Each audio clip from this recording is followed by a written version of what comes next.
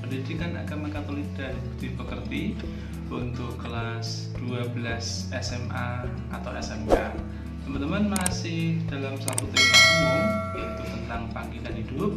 Sekarang kita masuk ke bagian yang ketiga, yaitu tentang tantangan dan peluang untuk membangun keluarga yang dicita-citakan. Teman-teman, di dalam video ini nanti ada beberapa hal secara khusus yang bisa teman-teman pelajari. Yang pertama, nanti saya akan memberikan pengantar singkat. Kemudian yang kedua, nanti ada langkah awal dalam perkawinan atau pernikahan. Yang ketiga, hak dan kewajiban di dalam keluarga. Yang keempat, komunikasi di dalam keluarga. Yang kelima, tentang perkawinan campur.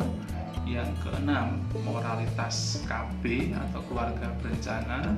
Yang ketujuh adalah tantangan dan upaya untuk membina sebuah keluarga atau di dalam perkawinan itu.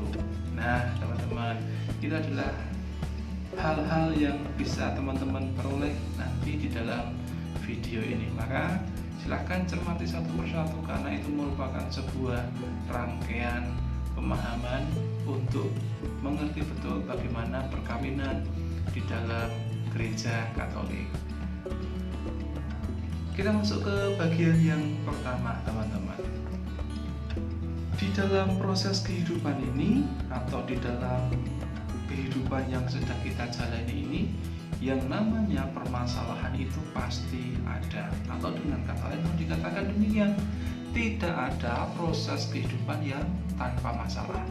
Begitu juga di dalam keluarga yang nanti akan teman-teman bangun sebagai suami atau sebagai istri. Maka yang namanya permasalahan aktual atau tantangan itu pasti ada. Tetapi meskipun demikian, Gereja Katolik selalu mempunyai cara untuk memberikan perhatian yang serius kepada keluarga-keluarga Kristiani ini, supaya nanti tetap bertekun di dalam imannya sekalipun permasalahan-permasalahan aktual itu ada. Bahkan Paus Yohanes Paulus II lewat tulisannya di dalam Familiaris Consortio mengatakan demikian: keluarga sejahtera dalam kesetiaan kepada rencana Allah sebagai sebuah perkawinan. Setiap pribadi adalah citra Allah yang diciptakan untuk saling mencintai. Maka Paus Yohanes Paulus II itu sudah menekankan betul, setiap pribadi yang ada di dalam keluarga itu memiliki tugas utama, yaitu mencintai. Poin kedua, maka keluarga itu merupakan sebuah komunitas pribadi-pribadi yang membentuk masyarakat dan gereja atas dasar cinta. Keluarga di sini memiliki sebuah nilai utama untuk membentuk masyarakat itu. Dasarnya tidak lain adalah cinta itu tadi. Maka tujuan materi ini sebenarnya saya ingin mengajak kepada teman-teman semua untuk memahami berbagai macam tantangan hidup berkeluarga dan bagaimana mengatasi permasalahan itu secara berkesinambungan. Maka yang namanya permasalahan itu pasti ada, tetapi yang terpenting adalah kita sebagai seorang yang beriman tahu bagaimana menghadapi permasalahan itu dan menyelesaikannya di dalam nuansa iman kekatolikan kita. Kemudian ketika nanti teman-teman mengambil keputusan untuk menikah atau melangkah di dalam pernikahan, ini bagian yang keduanya, melangkah dalam pernikahan. Pernikahan itu sendiri adalah sebuah cara untuk membentuk sebuah keluarga, di mana teman-teman nanti akan siap untuk menjalani bahtera itu. Maka tindak lanjut sebuah pernikahan adalah terbentuknya sebuah keluarga yang siap menjalani bahtera itu. Supaya bahtera keluarga itu dapat berjalan dengan baik, teman-teman, maka setiap anggota keluarga yang ada di dalam keluarga itu tentunya itu perlu memahami dan mengerti betul hak dan kewajiban masing-masing. Apa saja sekarang yang disebut sebagai hak dan kewajiban suami istri atau sebagai orang tua.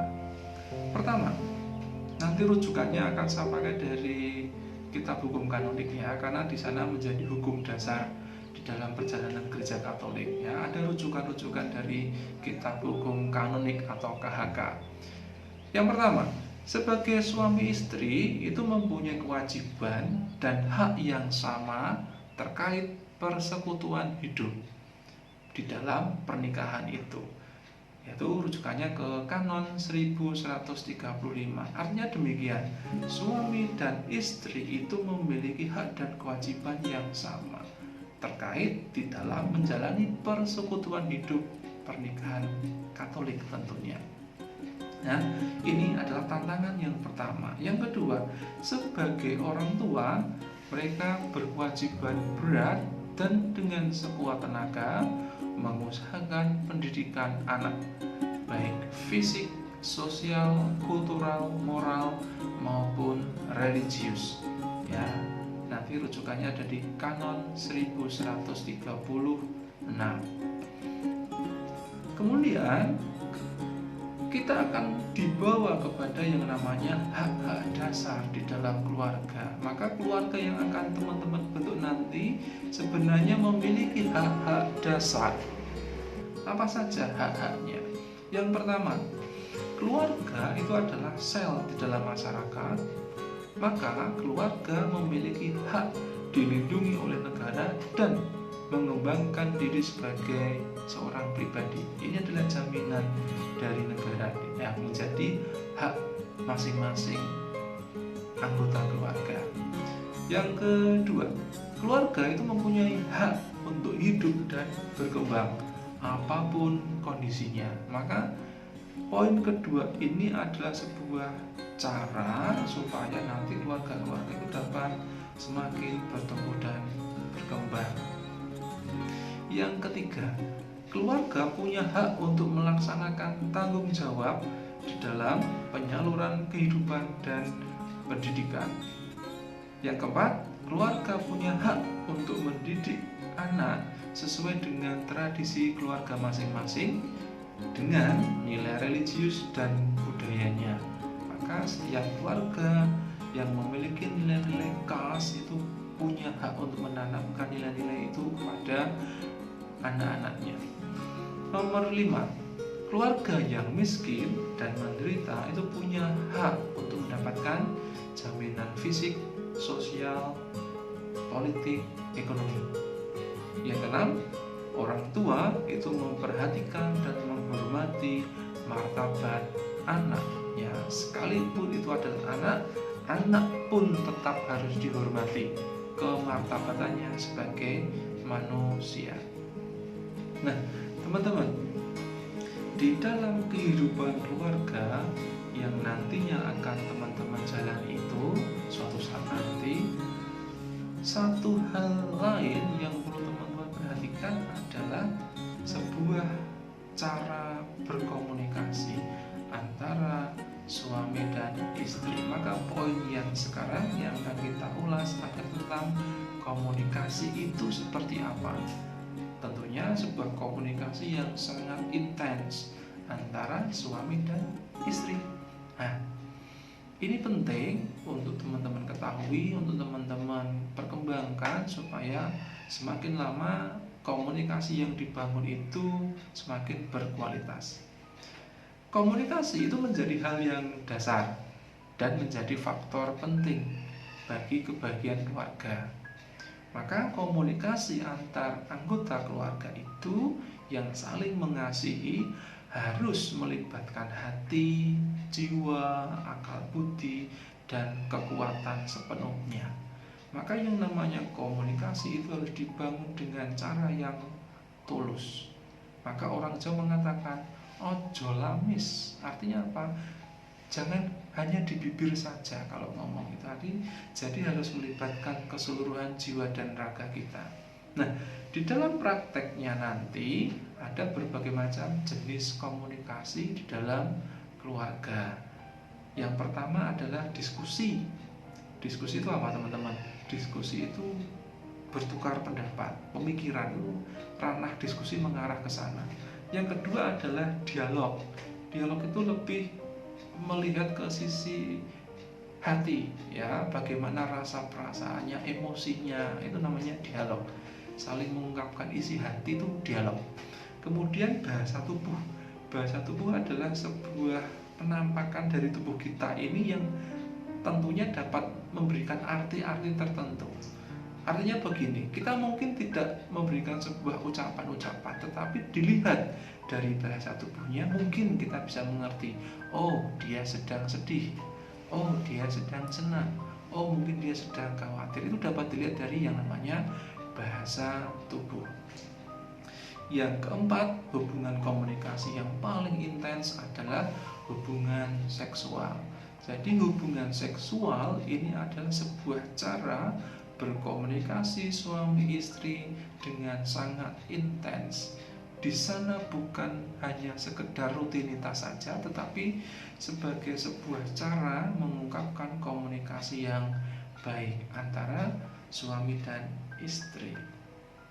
Maka di dalam proses komunikasi itu teman-teman ada beberapa hal yang perlu kita cermati, tidak bisa dielakkan di dalam proses komunikasi itu. Yaitu apa?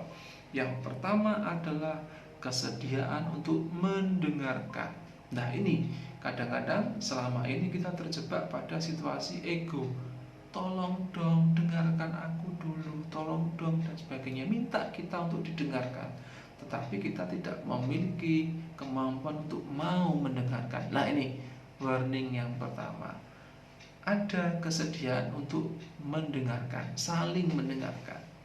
Yang kedua yang terpenting dalam komunikasi itu adalah ada keterbukaan. Selama di dalam komunikasi itu ada sesuatu yang ditutup-tutupi, pasti komunikasi itu tidak akan sehat. Pasti proses perjalanan keluarga itu nanti tidak akan berbuah kebaikan. Ya, poin yang ketiga yang tidak kalah penting adalah adanya sikap saling percaya. Nah, ini yang saya kira memiliki beban tantangan yang hebat. Bagaimana kita itu mampu memberikan kepercayaan sepenuhnya kepada pasangan kita, kepada istri kita, kepada suami kita. Dan inilah yang kadang-kadang nantinya di dalam proses perjalanan perkawinan teman-teman itu nantinya akan ditempa terus seperti ini. Kemampuan untuk mendengarkan, kemampuan untuk terbuka, dan kemampuan untuk saling percaya. Nah, tapi di dalam proses perjalanan itu nanti yang namanya hambatan-hambatan komunikasi itu pasti terjadi, pasti ada. Tidak mungkin kita itu menjalani sebuah kehidupan yang tanpa masalah.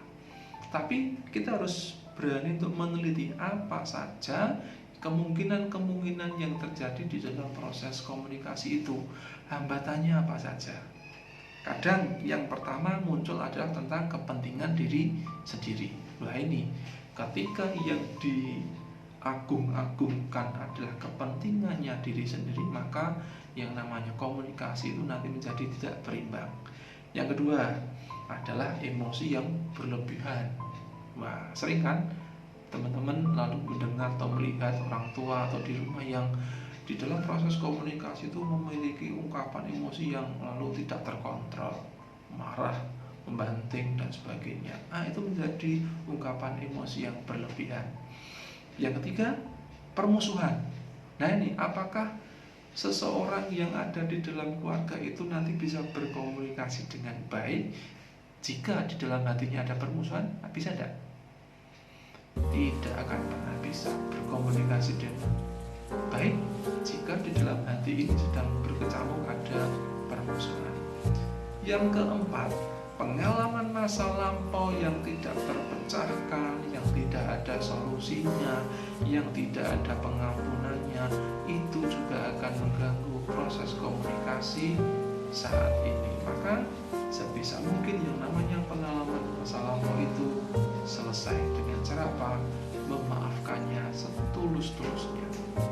Maka komunikasi yang teman-teman bangun saat ini akan menjadi lebih baik, tidak ada beban, tidak ada kecurigaan, tidak ada tendensi apa-apa. Berikutnya adalah soal pembelaan diri yang kadang juga muncul di dalam proses komunikasi kita. Kadang-kadang kita tidak mau disalahkan, misalkan menganggap posisi kita yang selalu benar. Nah, kadang itu juga muncul di dalam dinamika komunikasi kita. Yang terakhir yang juga seringkali muncul dalam komunikasi kita adalah hubungan yang retak dan tidak serasi. Pasti ini akan menjadikan komunikasi kita tidak berkualitas sama sekali. Ya, maka ketika kita mengalami sebuah hubungan yang retak, yang tidak serasi, maka itu harus menjadi perhatian utama untuk diselesaikan. Maka harus selalu ada solusi yang terbaik di dalam situasi yang runyam seperti itu. Nah, teman-teman, itu beberapa hal acuan-acuan dasar ketika kita hendak membangun sebuah komunikasi. Nah, sekarang kita akan masuk ke bagian yang berikutnya, yaitu soal perkawinan campur.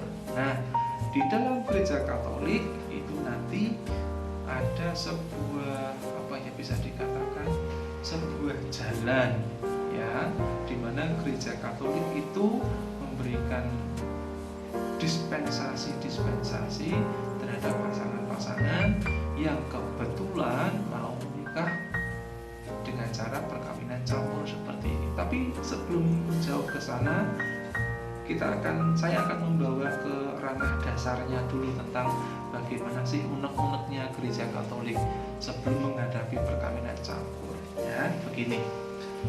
Sebenarnya gereja Katolik itu menghendaki agar anggotanya itu tidak melakukan pernikahan campur, ya. Karena ada norma moral dasar yang perlu diindahkan, yaitu apa?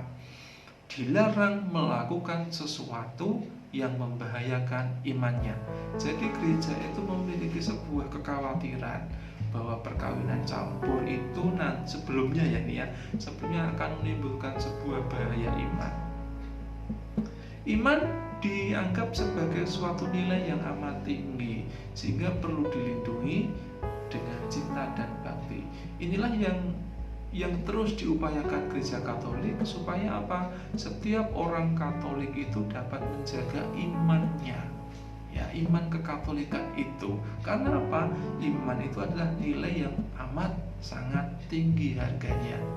Nah, kaitannya apa antara iman dengan perkawinan campur? Nah, seperti ini yang lalu menjadi problematika.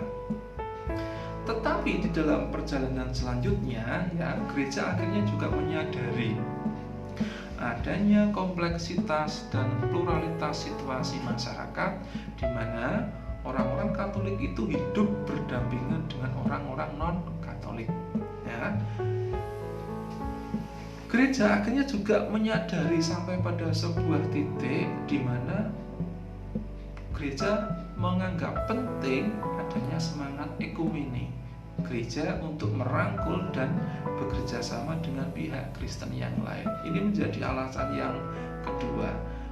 Dua kesadaran inilah yang akhirnya mendorong gereja Katolik untuk sampai pada pemahaman akan realita terjadinya perkawinan campur. Jadi perkawinan campur itu adalah sebuah cara gereja untuk menanggapi situasi aktual yang dialami oleh umatnya.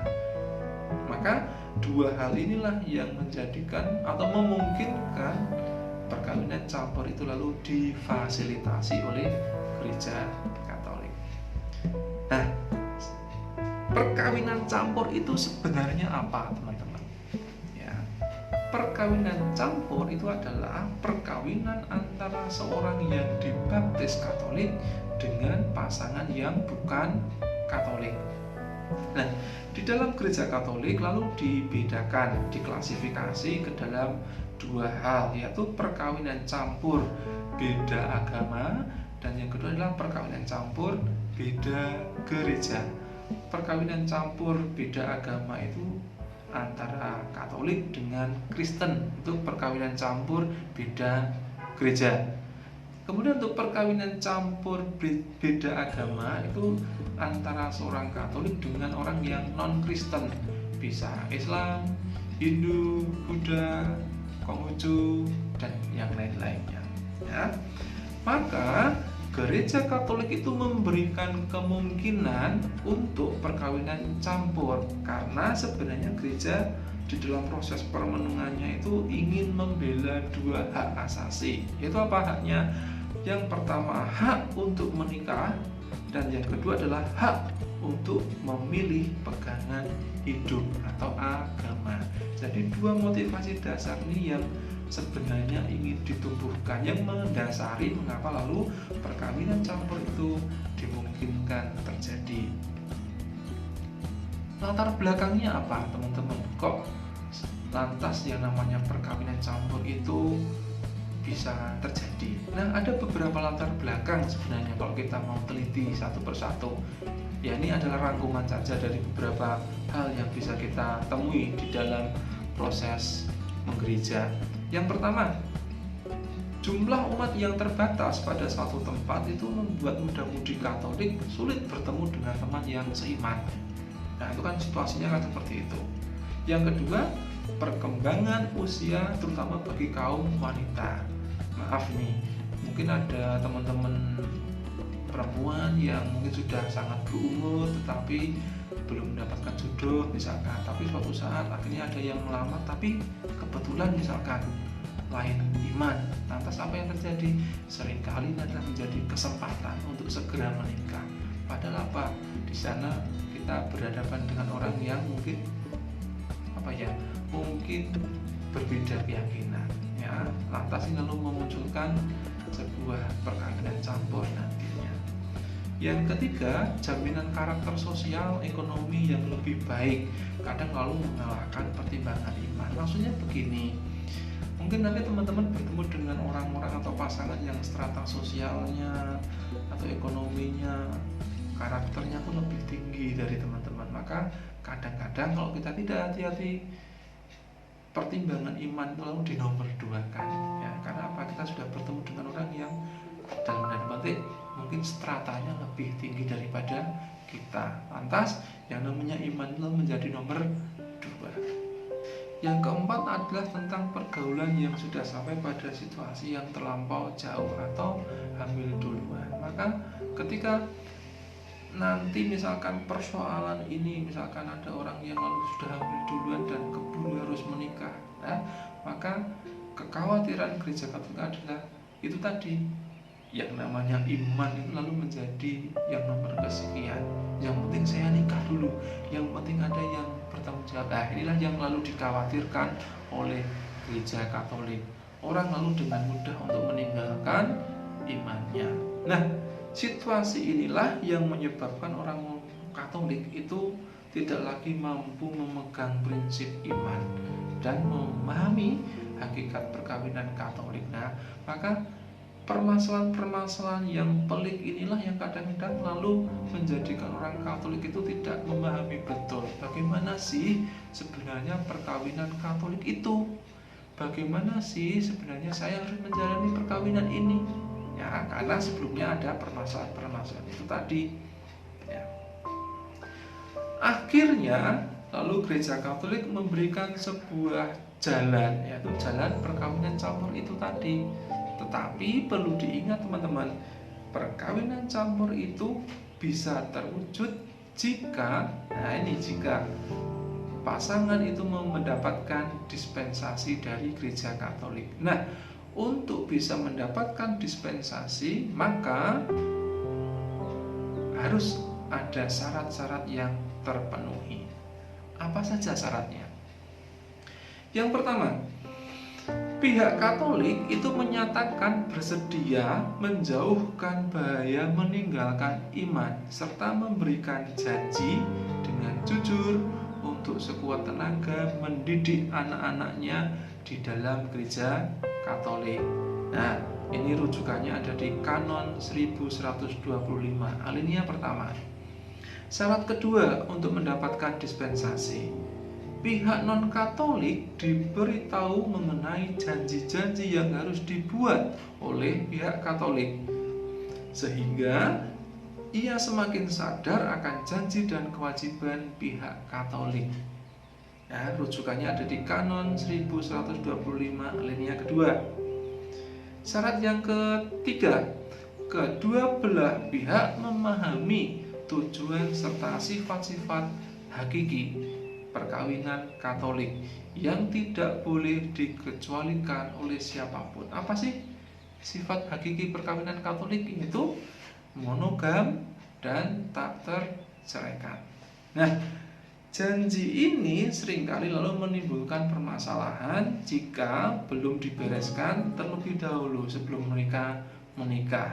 Maka pasangan-pasangan yang akan menjalani perkawinan campur harus betul-betul sampai pada pemahaman ini, ya, supaya nanti perkawinan mereka itu sesuai dengan yang diharapkan oleh Gereja Katolik.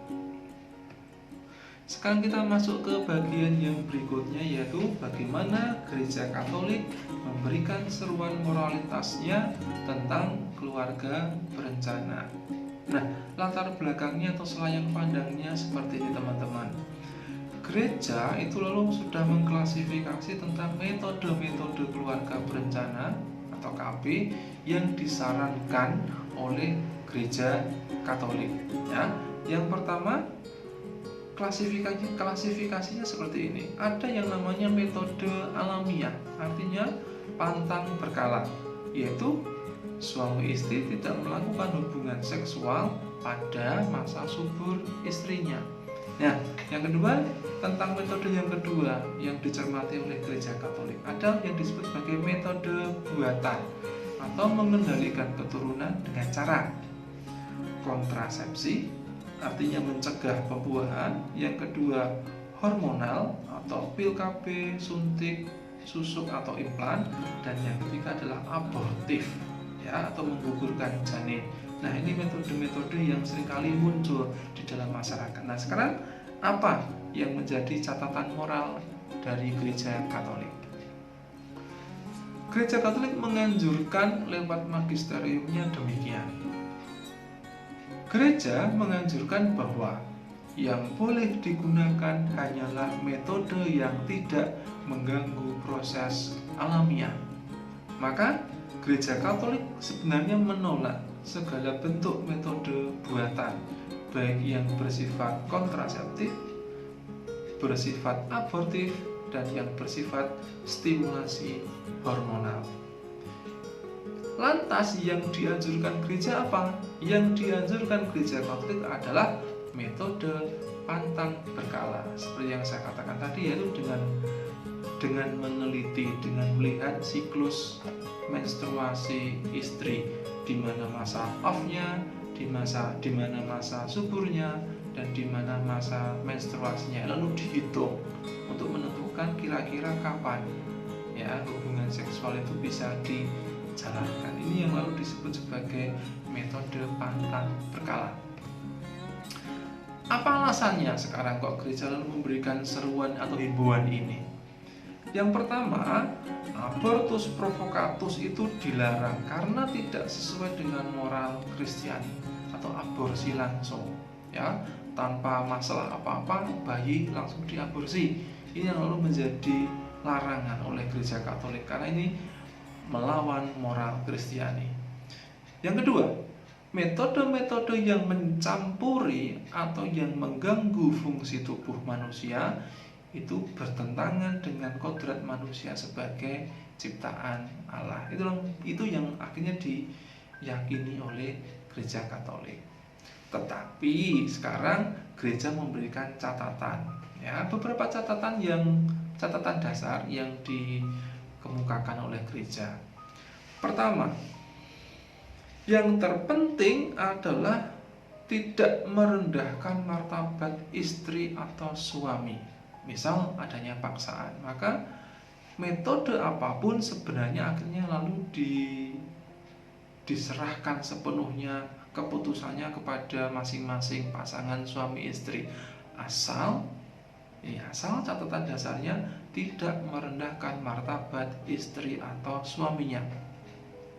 Yang kedua, tidak berlawanan dengan hidup manusia atau abortus provocatus tadi. Ya, segala hal metode ya yang digunakan itu tidak boleh untuk melawan yang namanya kehidupan. Maka ini menjadi catatan penting kedua. Yang ketiga, segala metode itu dapat dipertanggungjawabkan secara medis yang dapat membawa efek samping kesehatan atau nyawa ibu di dalam bahaya. Maka selama metode-metode itu tidak membahayakan dan dapat dipertanggungjawabkan secara medis, gereja akhirnya memberikan keleluasaan kepada suami istri untuk mengambil keputusan berkaitan dengan metode-metode KB yang akan digunakan. Untuk menjalankan anjuran gereja dalam hal KB, suami istri harus mendasarkan pada suara hati dan perlu memperlihatkan beberapa hal tadi. Maka catatan dasar tadi harus selalu diperhatikan. Kesepakatan antara suami istri betul-betul diperlukan di dalam pemilihan metode KB yang akan digunakan. Maka salah satu pasangan tidak boleh melakukan yang tidak disepakati sebelumnya. Maka penting di sini komunikasi yang baik antara suami istri untuk menentukan metode apa yang paling cocok dengan suara hatinya. Pasangan suami istri perlu memaknai hubungan seksual secara bertanggung jawab. Secara moral, hubungan seksual suami istri itu memiliki fungsi 1. Prokreation atau dari kodratnya seks itu diarahkan untuk memperoleh keturunan, atau bahasa reflektifnya adalah menjadi rekan sekerja Allah dalam karya ciptaan baru. Yang kedua, fungsi moral berikutnya adalah fungsi union atau sebagai ungkapan cinta yang eksklusif bagi pasangan suami istri yang diarahkan demi keutuhan dan kedalaman cinta satu sama lain. Nah, itu sekilas tentang bagaimana membangun komunikasi sampai intens ya. Nah, itu adalah komunikasi intens paling tinggi yang ingin diperjuangkan sisi moralitasnya oleh Gereja Katolik. Sekarang bagian berikutnya adalah tentang tantangan perkawinan. Yang pertama adalah mentalitas materialistis. Ya, paham ya? Materialistis. Yang kedua hedon ya, untuk kesenangan diri sendiri saja. Yang ketiga konsumerisme. Yang keempat adalah utilitarianisme, yaitu menilai segala sesuatu hanya berdasarkan sisi kegunaannya saja. Ya, ini menjadi bahaya nantinya kalau relasi suami istri itu diletakkan dalam sisi ini, hanya melulu utilitarianisme. Bahayanya apa? Jika memperlakukan suami istri itu hanya karena kegunaan dan fungsinya saja. Nah, ini bahaya, menjadi tantangan. Yang kelima adalah individualisme. Yang keenam itu relativisme moral. Artinya apa? Tidak memiliki acuan nilai dasar hidup yang berlaku universal. Yang ketujuh, tantangannya adalah kesibukan mengejar karir. Nah, ini hati-hati teman-teman. Karir itu penting, tetapi kalau lalu segalanya tercurah ke sana dan menampilkan yang lain, nah ini menjadi permasalahan. Yang kedelapan adalah kesibukan suami istri yang berdampak negatif terhadap kehidupan keluarga. Berikutnya, setelah kita mengenal betul tantangan-tantangannya, sekarang apa yang bisa kita lakukan untuk mengubah atau memperbaiki keluarga kita menjadi berkualitas? Apa yang perlu dilakukan? Yang pertama, terus-menerus membangun sikap saling mengampuni. Yang kedua, melakukan usaha pemulihan kehidupan. Yang ketiga, membangun kebersamaan hidup yang saling membahagiakan. Yang keempat, tumbuh kejujuran dan keterbukaan. Yang kelima, menciptakan komunikasi yang berkualitas. Yang keenam, saling meneguhkan dan menjaga nama baik. Nah, ini penting ini. Yang ketujuh adalah menyerahkan kehidupan keluarga kepada Tuhan melalui sikap doa yang baik dan tulus. Teman-teman, itu adalah sekelumit proses kehidupan berkeluarga yang nantinya akan teman-teman jalani. Cinta itu dapat menjadi semangat, bahkan jaminan yang dapat mendatangkan sukacita apabila itu dapat diekspresikan melalui sikap sabar, murah hati, tidak cemburu, tidak sombong, selalu adil, percaya, dan penuh pengharapan. Nah, itu adalah ungkapan-ungkapan cinta yang bisa teman-teman lahirkan di dalam keluarga teman-teman nantinya. Ada sebuah kata-kata yang sangat indah begini.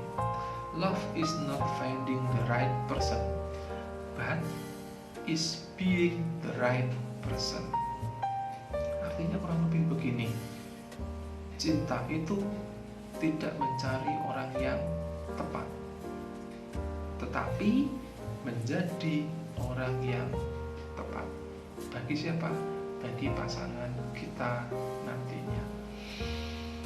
Demikian teman-teman materi yang bisa saya sampaikan berkaitan dengan bagian yang ketiga, yaitu tantangan dan peluang untuk membangun keluarga yang dicita-citakan. Baik teman-teman, semoga proses ini dapat menginspirasi teman-teman.